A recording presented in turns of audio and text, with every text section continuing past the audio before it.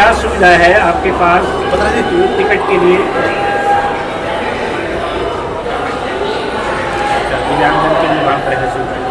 Washroom कहाँ है दिव्यांगजन के लिए? इस साइड।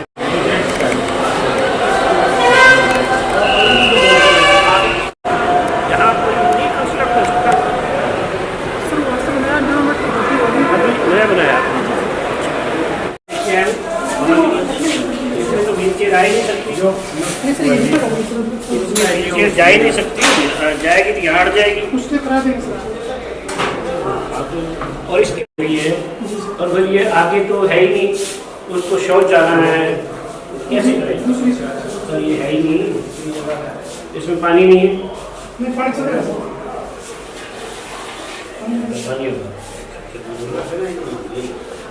उसके लिए स्पेशल बैठने की जगह होती है दिव्यांग के लिए, क्योंकि वो नॉर्मल का इस्तेमाल नहीं कर सकता हो, दिव्यांग के लिए अलग से आवश्यकता होती है, वो नॉर्म से थोड़ा सा डाउन करा दीजिए, पानी में बहता रहता है,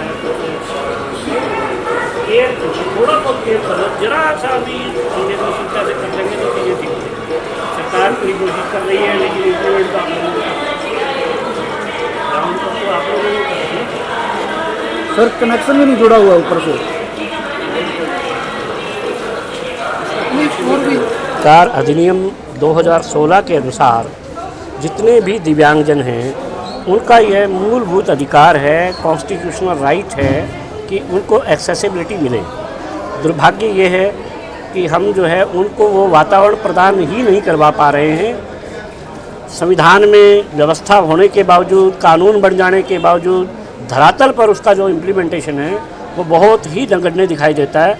अभी मैं कुछ बैंक के भवनों का भी निरीक्षण करके आया हूँ, अभी कुछ और विद्यालयों का, मॉल्स का निरीक्षण करने के लिए जाना है, तो ध्यान में आ रहा है ख़ासतौर पे सिरसा ज़िले में। और अभी यहाँ भी शौचालय भी देखे हैं, यहाँ की पानी पीने की व्यवस्था भी देखी है। मैं समझता हूँ कि निम्नतम स्तर की यहाँ की व्यवस्थाएं हैं।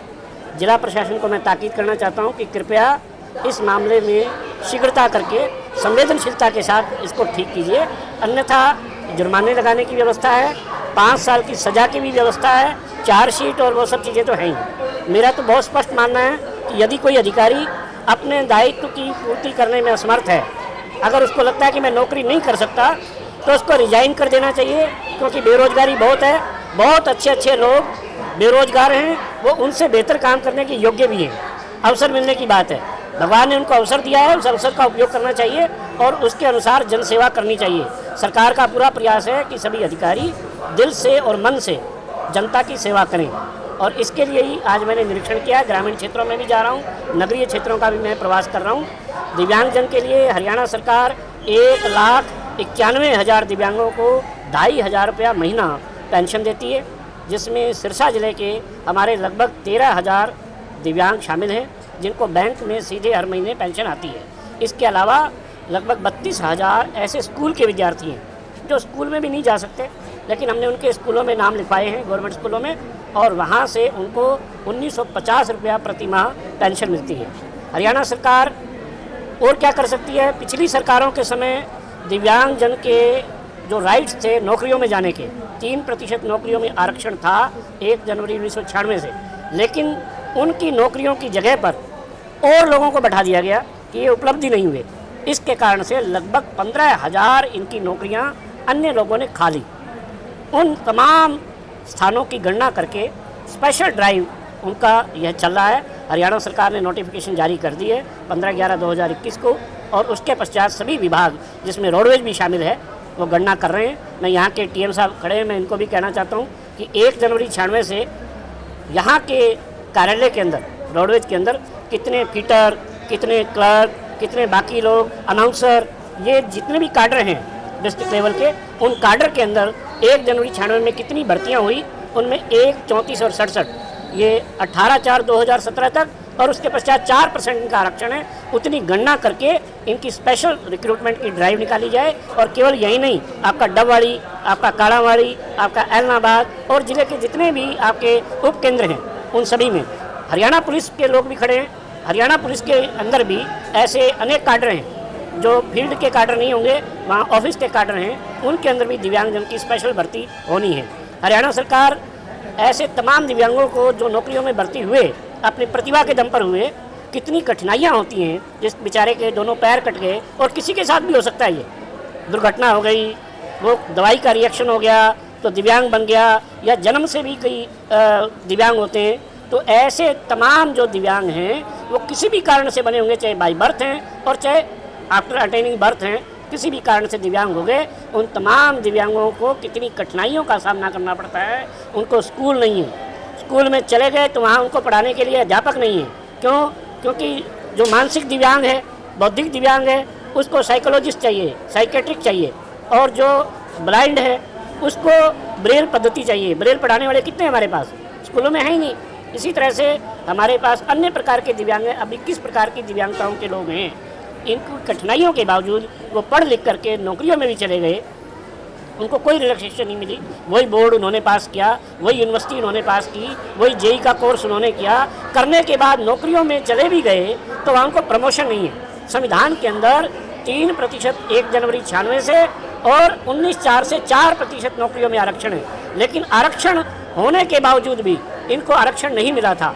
अब हरियाणा सरकार ने तय किया है तमाम दिव्यांग कर्मचारियों को 3% 18/4/2017 तक और 4% उसके पश्चात सभी विभागों में इनको प्रमोशन मिल रही है। और ऐसे अनेक विभाग हैं जहां अभी तक चपरासी की नौकरी कर रहा था और अब जो है वो अधिकारी के पद पर पहुंच गया। ऐसे अनेक लोग हैं जो आज भी जेबीटी थे स्कूल में और अब वो हेड टीचर बन गए, टीजीटी बन गए, पीजीटी भी बन गए और कुछ तो प्रिंसिपल की पोस्ट पर भी पहुंच गए।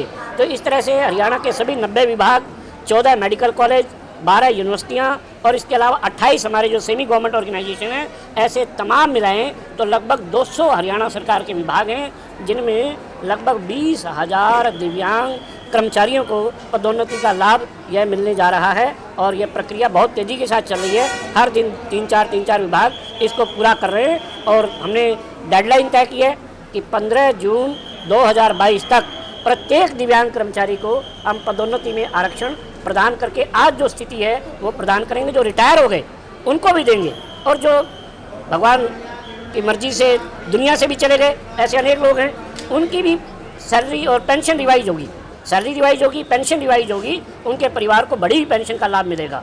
इसी तरह से जो सेवानिवृत्त हो गए उनको भी नॉशनल बेनिफिट दे करके और उनको जितनी भी उनकी सैलरी बढ़ेगी एरियर के साथ, तमाम एरियर जो कि कईयों का लाखों रुपये बढ़ेगा, ये हरियाणा सरकार दे रही है। एक अद्भुत योजना है जो भारत के किसी प्रांत ने शुरू नहीं की, केवल हमने की है। हमारे पड़ोस में पंजाब है, बड़ा भाई भी कहलाता है, दिल्ली भी है जिसके अंदर सबसे ज़्यादा और एक तरह से टैक्स पेयर रहते हैं। इसके बावजूद वो राज्य हिम्मत नहीं जुटा पाए, लेकिन हरियाणा छोटा राज्य है लेकिन आय भी कम है, इसके बावजूद भी हरियाणा सरकार ने ये काम किया है और इसको व्यवहार रूप में करके दिखाया, एक मिसाल पेश की है। इसके अलावा हमने एक बहुत सरल काम किया है दिव्यांगों के लिए। अभी तक उनको डिसेबिलिटी सर्टिफिकेट प्राप्त करने के लिए बहुत कठिनाइयाँ होती थी। मुझे इस बात को स्वीकार करने में कोई आपत्ति नहीं है कि सिरसा जिले के अभी सीएमओ कार्यालय को अपनी आदतें सुधारने की ज़रूरत है। हरियाणा सरकार ने तमाम दिव्यांगों को ऑनलाइन सर्टिफिकेट प्रदान करने की सुविधा दी है। दिव्यांग हर बुधवार को 11 बजे से 1 बजे तक ऑनलाइन रजिस्ट्रेशन करके आता है, लेकिन जब वो हॉस्पिटल में आता है उसके बैठने की प्रॉपर व्यवस्था नहीं होती। उसको प्रॉपर बेंच चाहिए क्योंकि वो दिव्यांग बेचारे के पैर कटे हुए, उसको बैठने के लिए वो ऊपर वाली कुर्सी पे नहीं बैठ सकता, तो उसको ज़मीन पर भी बैठने की कई बार व्यवस्था नहीं होती। और ऐसे पानी पीने की व्यवस्था नहीं है, शौचालयों की व्यवस्था नहीं है। ये सिरसा ज़िले में अभी दिक्कत है। और अभी हमने तो ये भी कहा है कि केवल डिस्ट्रिक्ट के अंदर नहीं, जितने आपके सब डिवीज़न हैं, डबवाड़ी है, एलनाबाद है और चौथा कौन सा आपका सब डिवीज़न है, हाँ कालावाड़ी है, तो इन तमाम सब डिवीज़नों के अंदर दिव्यांगों के सर्टिफिकेट हर बुधवार को बना करेंगे ताकि उसको दूर ना जाना पड़े। क्योंकि दिव्यांग बेचारा किसी को पकड़ के लेके आए घंटे 2 घंटे के लिए हैं और तब भी उसका काम ना बने तो बहुत कष्ट की बात है। तो मैं जिला प्रशासन को ताकीद करना चाहता हूँ। मेरे सामने जिला प्रशासन के लोग खड़े हुए हैं, जिला समाज कल्याण अधिकारी हैं, डीपीआरओ हैं, रोडवेज के टीएम साहब हैं, हमारे पुलिस के अधिकारी हैं। इन तमाम के माध्यम से और जिला प्रशासन को मैं कहना चाहता हूँ कि हॉस्पिटल वालों को ये बात पहुँचा दें कि आने वाले 1 मास के अंदर अंदर ये तमाम व्यवस्थाएँ ठीक होनी चाहिए, ताकि मैं जब अगला दौरा करूँगा उस समय कोई कमी ना मिले, और होगी तो फिर जो दोषी अधिकारियों को फिर उसका भुगतान भी करना पड़ेगा। ये मैं चेतावनी दे करके भी जा रहा हूँ यहाँ से। और इसके अलावा भी हरियाणा सरकार ने बहुत प्रयास किए हैं, उनको स्वरोजगार देने के लिए 3 योजनाएं सरकार ने चलाई हैं। एक तो हर हित रिटेल स्टोर 1.5 लाख का सामान देंगे। यहाँ जनता के लोग भी खड़े हुए हैं, पुलिस के लोग भी खड़े हुए हैं, हम सामाजिक कार्यकर्ता हैं। एक समाज सेवा का एक काम है कि दिव्यांग को अपने पैरों पर खड़ा किया जाए। तो 1.5 लाख रुपए का सामान सरकार उपलब्ध कराएगी। 200 स्क्वायर फुट की इसके पास जगह चाहिए, किराए की हो, अपनी हो, गांव में हो, शहर में हो, वो बेचे। 10% मुनाफा उसका पक्का।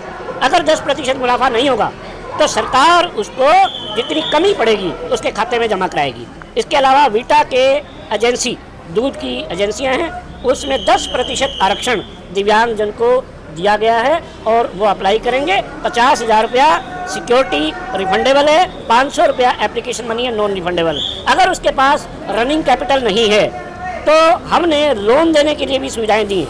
अब हमने पिछड़ा वर्ग निगम, उसके माध्यम से दिव्यांगजन को अपना खुद का रोजगार चलाने के लिए, और प्लस वीटा दूध के लिए भी रनिंग कैपिटल की ज़रूरत होगी, या हरित रिटेल स्टोर के लिए उसको ज़रूरत पड़ेगी, या और कोई भी काम करना चाहता है, 10 लाख रुपया लोन हर दिव्यांग को वहाँ से प्राप्त हो सकता है। 1.5 लाख रुपए तक की कोई गारंटी की भी ज़रूरत नहीं है, कोई गारंटर की आवश्यकता नहीं है।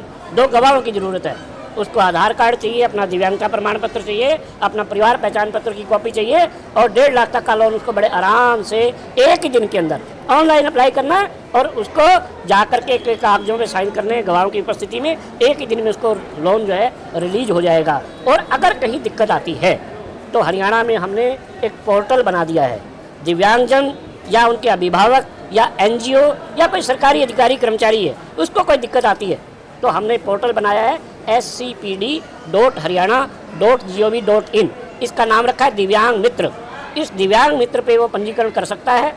उसमें उसकी शिकायत दिन रात किसी भी भाषा में करे, पंजाबी में करे, हिंदी में करे, उर्दू में करे, चाहे बोल के करे। एक तरह से ये कह सकते हैं टोल फ्री नंबर भी है, और प्लस वो राइटिंग का भी है। दोनों पर्पज ये सर्व करता है। दिव्यांग आयुक्त के नाते, राज्य आयुक्त दिव्यांगजन के नाते मेरे पास कोर्ट की पावर्स भी हैं, तो प्रतिदिन कोर्ट भी लगती है।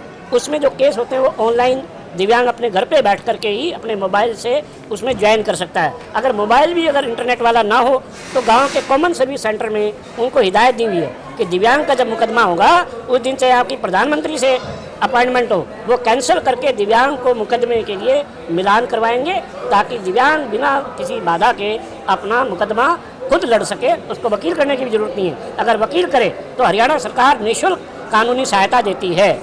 उसमें उसको टाइप टिकट का पैसा भी मिलता है।